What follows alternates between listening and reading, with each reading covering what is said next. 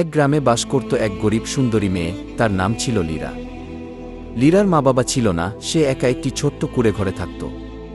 গ্রামে সবাই তাকে ভালোবাসত, কারণ সে ছিল নম্র, সহানুভূতিপূর্ণ ও পরিশ্রমী।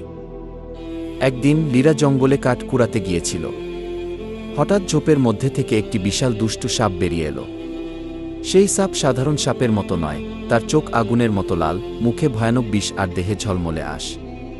সে ছিল এক জাদুকরী সাপ, যে মানুষের প্রাণ খেয়ে দীর্ঘজীবী হতো।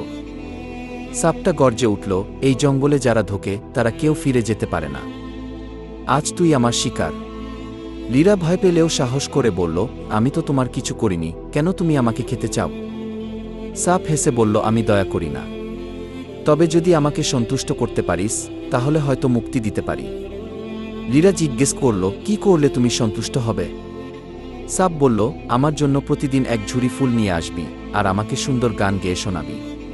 লীরা রাজি হল। প্রতিদিন সে জঙ্গলে যেত, ফুল তুলত আর সাপকে গান শোনাত।